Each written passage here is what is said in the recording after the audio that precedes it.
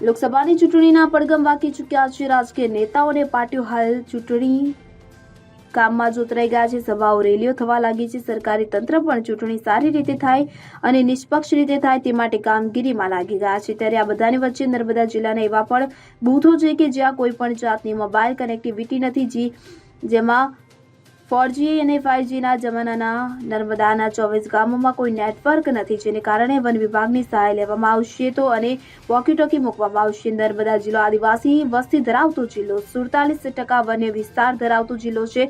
અંતરિયાળ ગામોમાં હજુ પણ નેટવર્કનો અભાવ જોવા મળે છે। તો અગાઉ 100 થી વધુ મતદાન કેન્દ્ર કે જે શેડો એરિયામાં આવતા હતા, પરંતુ પ્રવાસનને વેગ મળતા પ્રવાસીઓ વધુ આવતા હોવાથી ધીરે ધીરે નવા મોબાઈલ ટાવરો નખાયા। હવે નર્મદામાં મતદાન કેન્દ્રો કે જે શેડો એરિયામાં આવે છે એવા હવે માત્ર 24 જેટલા મતદાન કેન્દ્રો વધ્યા છે કે જ્યાં ખાસ સુવિધાઓ કરવામાં આવશે। જિલ્લા ચૂંટણી અધિકારીએ જણાવ્યું હતું કે નર્મદા જિલ્લામાં હાલ 24 જેટલા શેડો એરિયાના ગામો છે જ્યાં કનેક્ટિવિટી ઓછી છે, પરંતુ ચૂંટણીમાં ચાલે નહીં। કોઈ પણ માહિતી પહોંચાડવા માટે જે તે સ્થળ પર સીધી વાત થાય તેવા કર્મચારીઓ મૂકવામાં આવે તો સરળતાથી આંકડાકીય માહિતી અને કોઈ પણ માહિતીની જરૂર પડે તે માટે સંપર્ક સાધી શકાય। માટે આવા શેડો એરિયાના મતદાન મથકો પર ખાસ ફોરેસ્ટના અને પોલીસ જવાનો બંને વોકી-ટોકી સાથે સજ્જ હશે, જે શેડો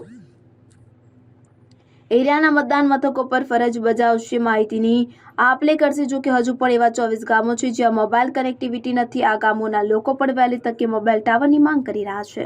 અત્યારની જે લોકસભાની ચૂંટણી છે એમાં ખાસ કરીને નર્મદા જિલ્લા જે આપણો અંતરિયાળ વિસ્તાર કહેવાય છે એમાં 2 વિધાનસભા આવે છે, 148 નાંદોદ અને 149 ડેડિયાપાડા। આજની તમને વાત કરું તો અત્યારે આપણે કુલ 24 શેડો બૂથ છે। નાંદોદમાં 9 અને ડેડિયાપાડામાં 15 એમ કરીને 24 શેડો બૂથ છે। આ શેડો બૂથની વાત કરીએ તો શેડો બૂથમાં એવા બૂથ છે કે જે કનેક્ટિવિટી ઓછી આવવાના કારણે મતદાનના દિવસે મતદાનનું રિપોર્ટિંગ મોડું મળવામાં વિલંબ થાય એના માટેનો આપણે શેડો બૂથમાં આઈડેન્ટિફાઈ કરતા હોઈએ છીએ। ગત વિધાનસભા વખતે કેટલા હતા અને આ વખતે કેટલો? 2022 વિધાનસભા ચૂંટણી વખતે અંદાજિત 47 જેવા હતા, ઓલમોસ્ટ 50 જેવા શેડો બૂથ હતા, જે હવે ઘટીને મોબાઈલ કનેક્ટિવિટી સારી થવાના કારણે અત્યારે 24 જેવા રહ્યા છે। લોકસભા ઇલેક્શનની વાત કરીએ તો અત્યારની વ્યવસ્થામાં આપણે જિલ્લા કક્ષાના નોડલ તરીકે ડીસીએફ સાહેબને આપણે નિમણૂક આપેલી છે। ફોરેસ્ટ વિભાગની જે ઇન્ટરનલ વોકી-ટોકીની વ્યવસ્થા હોય છે, આ તમામ બૂથોએ આપણે વોકી-ટોકી મારફતે ફોરેસ્ટની ટીમ ડિપ્લોય કરાશે। એ ફોરેસ્ટની ટીમ વોકી-ટોકી મારફતે મતદાન મથકમાંથી આંકડા લઈને નજીકના જે એઆરઓનો કંટ્રોલ રૂમ છે એ એઆરઓના કંટ્રોલ રૂમમાં દિવસ દરમિયાનના તમામ આંકડા અને દિવસ દરમિયાનની તમામ ગતિવિધિ જેવી આંકડાને આપવાની થશે એ તુરંત જ નજીકના કંટ્રોલ રૂમમાં આપશે।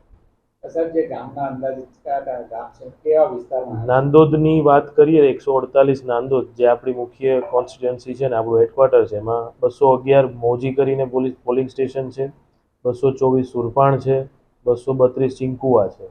એવી રીતે અલગ અલગ ડેડિયાપાડાના વાત કરીએ 149 ડેડિયાપાડા એસટી એસેમ્બલી કોન્સ્ટિટ્યુઅન્સી તો 50 વેડછા છે, 20 નામગીર છે, 244 પાડી 1 છે, 312 દેવસાથી 2 છે। આવા અલગ અલગ બૂથોમાં આપણે શેડો બૂથ તરીકે આઈડેન્ટિફાઈ કરીને ફોરેસ્ટ વિભાગના સંકલન મારફતે ફોરેસ્ટ વિભાગના વોકી-ટોકી યુઝ કરીને કંટ્રોલ રૂમમાં માહિતી પહોંચાડે।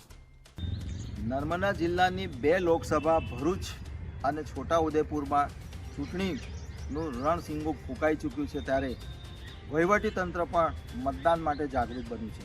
ખાસ કરીને નર્મદા જિલ્લો જંગલ અને પહાડી વિસ્તારમાં આવેલો છે, ત્યારે અહીંયા મોબાઈલ ટાવરો ન હોવાને કારણે શેડો એરિયામાં આવેલા એવા 24 ગામો એવા છે કે જ્યાં નેટવર્ક નથી અથવા ખૂબ જ ઓછું છે। ત્યારે ચૂંટણી કામગીરીમાં સરળતા રહે તે માટે ફોરેસ્ટ વિભાગ અને વન વિભાગ દ્વારા 24 શેડો એરિયામાં વોકી-ટોકી લઈને આ લોકો કામગીરી કરશે। ખાસ કરીને ગ્રામજનોનું એવું કહેવું છે કે અમારા આ 24 ગામો જે છે ત્યાં મોબાઈલ ટાવરો નથી, આ લોકો મોબાઈલ ટાવરોની પણ માંગ કરી રહ્યા છે, જેથી કરીને નેટવર્ક મળી શકે અને અન્ય ડિજિટલ સુવિધાઓનો ઉપયોગ કરી શકે। દીપક જગતાપ, નર્મદા। દીપક જગતાપ સાથે CN24 ન્યૂઝ, રાજપીપળા। હવે જુઓ દેશ દુનિયાની તમામ ખબરો તમારી આંગળીના ટેરવે। ઉઠાવો મોબાઈલ અને ગૂગલ પ્લે સ્ટોર પરથી ડાઉનલોડ કરો અમારી CN24 ન્યૂઝ મોબાઈલ એપ।